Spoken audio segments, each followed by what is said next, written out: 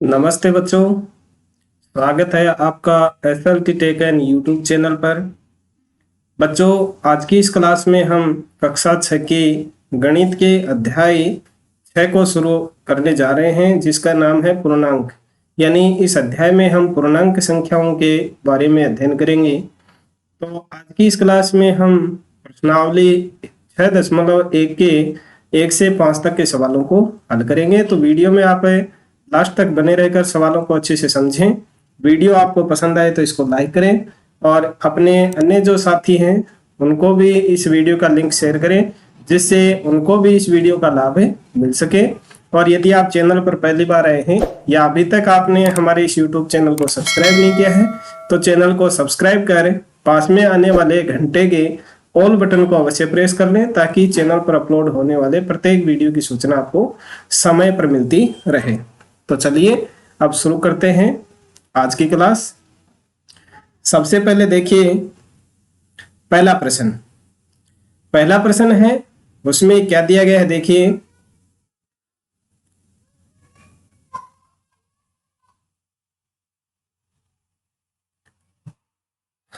पहले प्रश्न में हमें ज्ञात करना है निम्नलिखित के विपरीत लिखिए। निम्नलिखित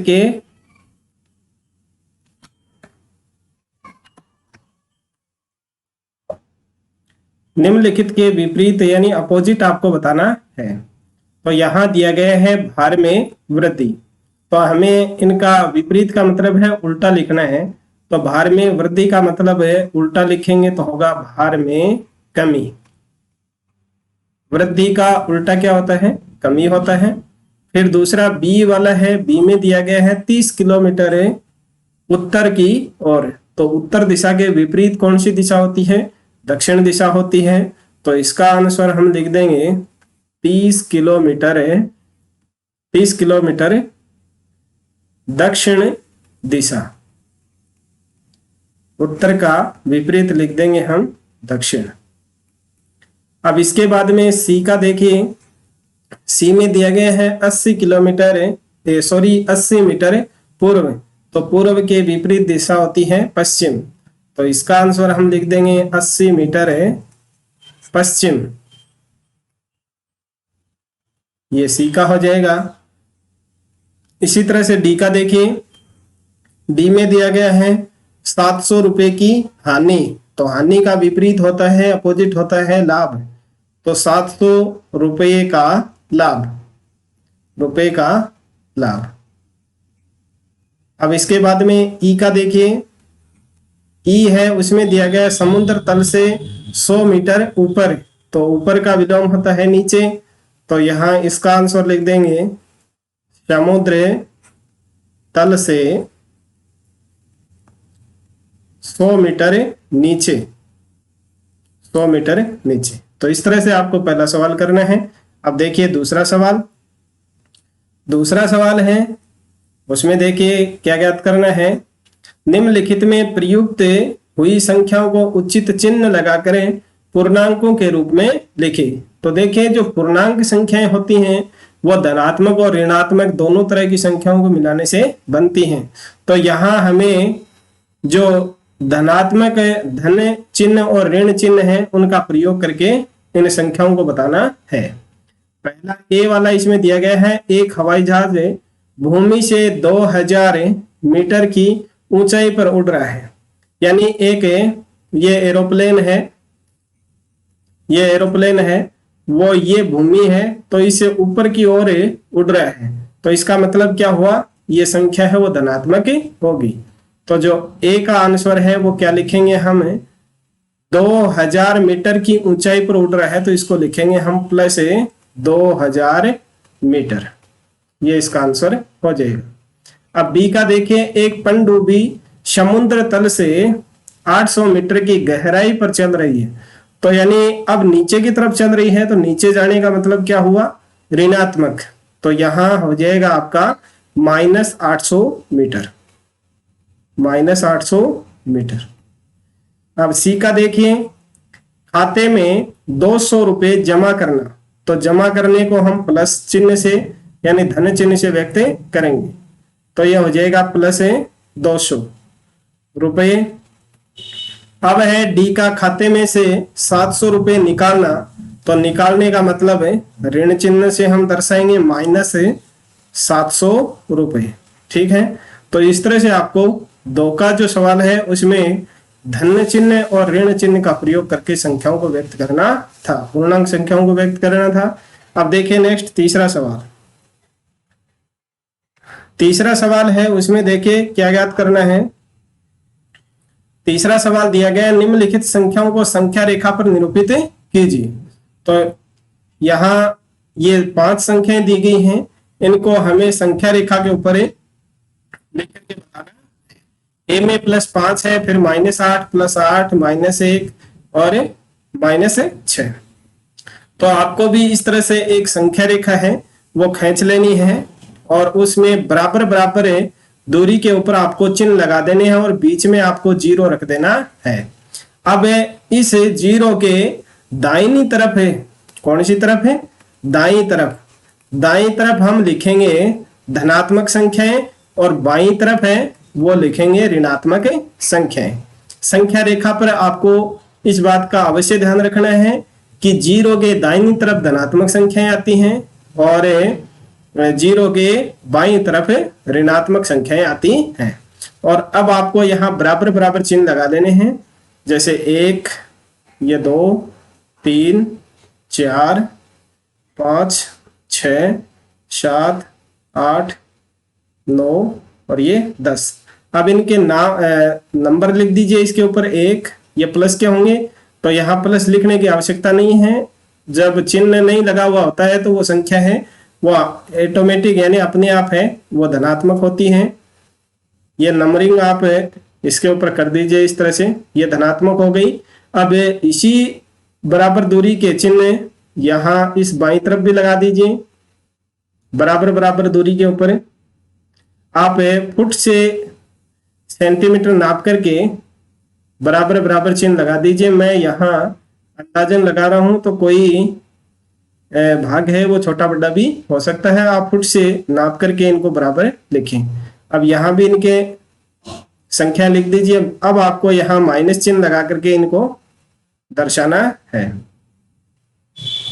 ये 6 -7 -8 -9 -10 और -11। अब ए वाली संख्या है, चलिए हम इनको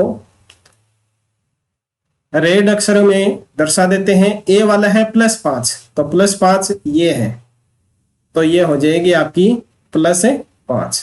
ठीक है। अब जो दूसरा बी वाला है उसके लिए आपको फिर से इसी तरह से संख्या रेखा बनानी है और उसके ऊपर आपको -10 दर्शाने हैं। मैं इसी एक ही रेखा के ऊपर आपको दर्शा करके बता देता हूं। तो ये -10 है यहाँ, तो ये लिख देंगे हम -10। अब है +8, तो +8 है वो दाईं तरफ मिलेगा आपको, तो ये है आपका +8। ठीक है। आपको प्रत्येक पार्ट के लिए अलग से संख्या रेखा बनानी है और फिर आपको ये दर्शाने हैं। फिर -1, तो -1 आपको मिलेगा बाईं तरफ, ये रहा -1। फिर है -6, तो ये भी बाईं तरफ मिलेगा, ये रहा आपका -6। तो इस तरह से आपको प्रत्येक पार्ट के लिए अलग से संख्या रेखा बनानी है और उसमें जिस संख्या को दर्शाने के लिए आपको बताया गया है वो संख्या आपको इसके ऊपर उस संख्या के ऊपर राउंड लगा करके ऊपर लिख दीजिए आप। तो तीसरा सवाल आपको इस तरह से करना है। अब देखिए चौथा सवाल। चौथा सवाल है वो देखिए, चौथे सवाल में दिया गया है संलग्न आकृति में एक ऊर्ध्वाधर संख्या रेखा को दिखाया गया है, यानी ये खड़ी संख्या रेखा है, इसके ऊपर है कुछ ABCD के अक्षर लिखे हुए हैं और ये चिन्ह इसमें लगे हुए हैं। बीच में 0 है, ऊपर +8 लिखा है और जो पूर्णांकों को निरूपित करती है इस संख्या रेखा को देखिए और निम्नलिखित बिंदु के स्थान ज्ञात कीजिए। पहला इसमें दिया गया है यदि बिंदु D +8 है, तो यहाँ देखिए बिंदु D है, यह बिंदु D है, इसको +8 के द्वारा दर्शाया गया है। तो -8 वाला बिंदु कौन सा है? तो अब यहाँ -8 वाला है वो 0 के नीचे की तरफ मिलेगा आपको।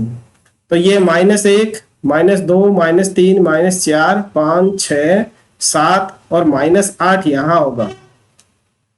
तो -8 को दर्शाने के लिए कौन सा पूर्णांक है होगा? बिंदु F होगा, बिंदु F। बिंदु F है -8 को दर्शा रहा है। ठीक है, ये आंसर इस ए का लिख देंगे। अब देखिए बी का, क्या जी एक ऋणात्मक पूर्णांक है या धनात्मक?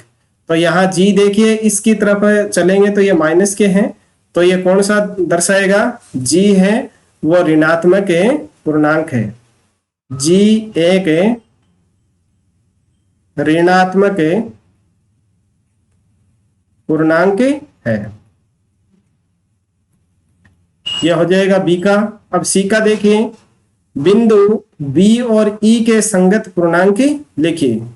तो ये बी है और ये ई है, इनके आपको पूर्णांक बताने हैं। तो बी है, बी का पूर्णांक क्या है? देखिए ऊपर की तरफ है, ये प्लस की आएगी, तो 1, 2, 3 और 4। तो बी है वो +4 को दर्शाएगी, बी +4 को। और अब हमें ई का भी बताना है। तो ई देखिए माइनस का है, तो यहाँ देखिए एफ है वो -8 को दर्शा रहे हैं, तो ये -9 और ये हो जाएगा -10। तो ई है वो -10 को दर्शाएगा। ठीक है, अब देखिए सी तक हो गए। डी का देखिए, इस संख्या रेखा पर अंकित बिंदु में से किसका मान सबसे कम है? तो जो माइनस वाली संख्याएं होती हैं वो सबसे कम मान वाली होती है। तो यहाँ देखिए सबके लास्ट में ई दिया गया है, तो इसका मान है वो सबसे कम है। तो इस संख्या रेखा पर अंकित बिंदुओं में से किसका मान सबसे कम है? तो आप इसका उत्तर लिख देंगे ई। आप आंसर है वो पूरा लिखें। इस संख्या रेखा पर अंकित बिंदुओं में से ई का मान सबसे कम है। अब ई का देखिए, सभी बिंदुओं को उनके मानों के घटते क्रम में लिखिए। तो ये ई वाला देखिए, घटते क्रम में आपको लिखना है। तो यानी सबसे जो बड़ा मान है वो आपको शुरू में लिखना है। तो बड़ा मान प्लस वाला होगा। तो अब हमें बिंदुओं को लिखना है, बिंदु लिखने हैं। तो सबसे पहले होगा डी बिंदु, उसके बाद में सी और उसके बाद में बी। सभी बिंदुओं को उनके मानों के, केवल बिंदु बताने हैं आपको, मान नहीं बताने हैं। और अगर मान भी लिखे तो आप लिख सकते हैं। फिर डी, सी, बी और ए, उसके बाद में आएगा एच, फिर जी और एफ और ई। यानी इसमें डी का मान है वो सबसे बड़ा है और ई का मान है वो सबसे छोटा है। इस क्रम में आपको इनको लिखना है। अब देखिए आज की क्लास का लास्ट प्रश्न और इस प्रश्नावली का 5वां प्रश्न।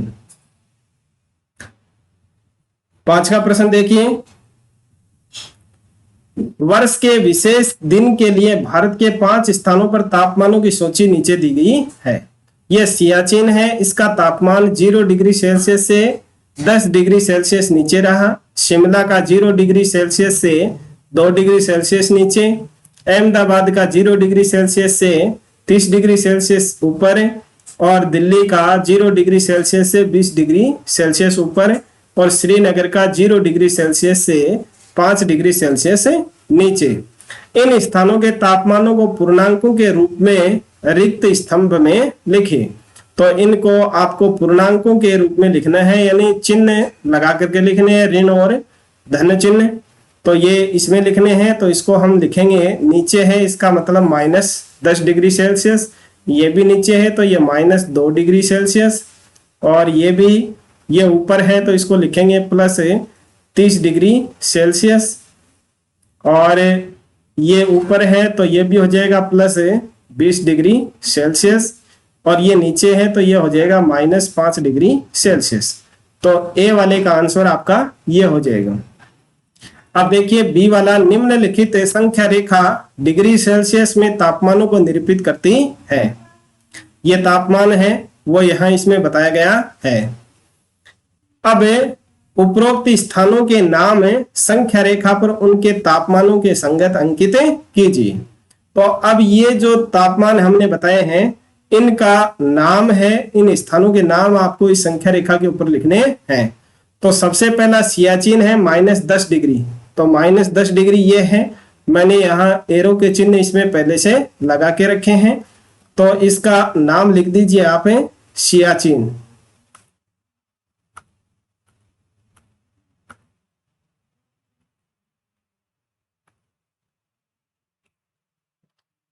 इसका नाम आप लिख दीजिए सियाचिन। ये हो गया सियाचिन।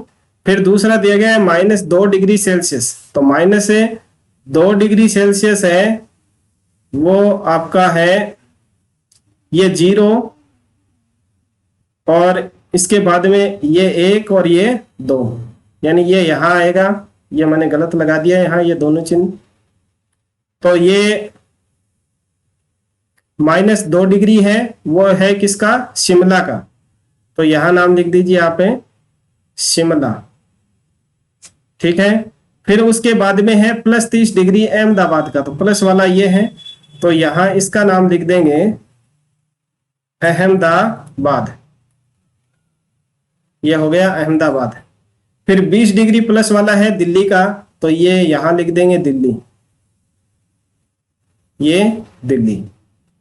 अब लास्ट वाला बच गया श्रीनगर, तो ये -5 डिग्री है, तो -5 डिग्री है यहां, तो इसका लिख देंगे श्रीनगर। ये 2 चिन्ह यहां गलत लग गए। ठीक है। तो इस तरह से आपको इस बी वाले पार्ट को हल करना है। अब देखिए सी का, कौन सा स्थान सबसे ठंडा है, तो जिसका तापमान सबसे नीचे है वो ठंडा है। तो यहाँ -10 डिग्री है किसका, सियाचिन का, तो जो सी वाला आंसर है उसका उत्तर आप लिख देंगे सियाचिन का। सियाचिन स्थान सबसे ठंडा है। ठीक है। अब डी का देखिए, उन स्थानों के नाम लिखिए जिनका तापमान 10 डिग्री से ऊपर है, यानी ये प्लस है, तो 10 डिग्री प्लस वाला कौन से हैं, ये 2 है, अहमदाबाद और दिल्ली। तो इसका आंसर आप लिख देंगे अहमदाबाद और दिल्ली। अहमदाबाद और दिल्ली का तापमान 10 डिग्री सेल्सियस से ऊपर है। तो बच्चों आशा है आपको 5 सवाल है वो अच्छे से समझ में आ गए होंगे। आज की क्लास में बस इतना ही। इस प्रश्नावली के शेष सवालों को हम अगले पार्ट में हल करेंगे। ये वीडियो यदि आपको पसंद आया है तो इसको लाइक कर दीजिए, अपने अन्य साथियों को शेयर कीजिए, और चैनल पर पहली बार आए हैं तो चैनल को सब्सक्राइब करना ना भूलें। मिलते हैं अगले वीडियो में, तब तक के लिए नमस्ते, थैंक यू।